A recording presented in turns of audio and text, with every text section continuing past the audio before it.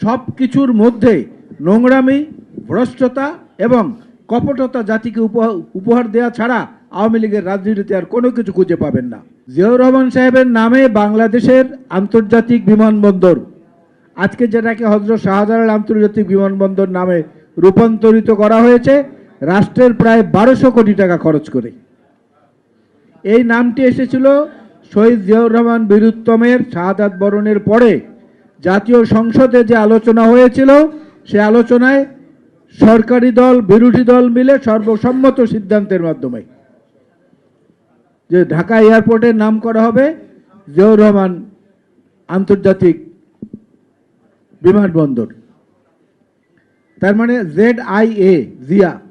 আপনারা ওই সময়টা মনে করে দেখেন, দেশ থেকে যাওয়ার সময়, ডিপার্চারের সময় এবং দেশে আবার ফেরার সময়, অ্যারাইভালের সময় পাসপোর্টের উপরে যে সিলটা দেয়া হতো তাতে লেখা থাকতো জিয়া, ZIA, অর্থাৎ জেডে জিয়া, আইতে ইন্টারন্যাশনাল, এতে এয়ারপোর্ট। সেই নামটাকে সরিয়ে দিয়ে প্রথম জিঘাংসা পূরণের চেষ্টা করলেন ফ্যাসিবাদী তৎকালীন যিনি ছিলেন সেই নেত্রী। এরপরে হযরত শাহজালাল আন্তর্জাতিক বিমানবন্দর যে নামটা দেয়া হলো, এই নামটার পেছনে একটা উদ্দেশ্য ছিল, খারাপ উদ্দেশ্য ছিল। ZIA, জিয়া মানে যেতে আসতে ঘোষণা, এবং সিলের উপরে নামটা, অর্থাৎ জিয়াউর রহমানের নামটা স্বয়ংক্রিয়ভাবে বাংলাদেশের মানুষের পাসপোর্টে চলে আসতো অন্য কোথাও যাতায়াত করতে গেলে পরে। এই জিনিসটা হাসিনার সহ্য হয়নি, যে কারণে তিনি প্রায় 1,500 কোটি টাকা খরচ করে নামটা পরিবর্তন করলেন।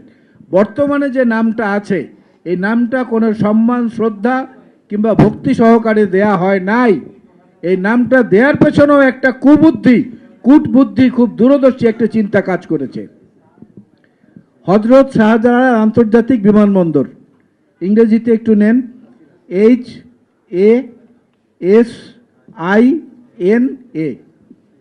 H A Hazrat, S A Shahjalal, আইতে ইন্টারন্যাশনাল, আইতে ইন্টারন্যাশনাল, এন, তারপরে INA ইন্টারন্যাশনাল, তারপরে এ, তাতে কি হলো? হাসিনা, HASINA।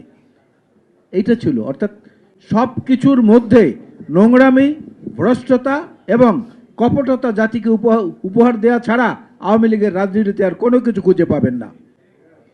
জিয়াউর রহমান শুধু স্বাধীনতার ঘোষণা করেছেন তাই না, মুক্তিযুদ্ধের সঠিক এবং নির্মোহ ইতিহাসে দেখবেন জিয়াউর রহমান হচ্ছেন প্রথম ফোর্সেস কমান্ডার মুক্তিযুদ্ধের।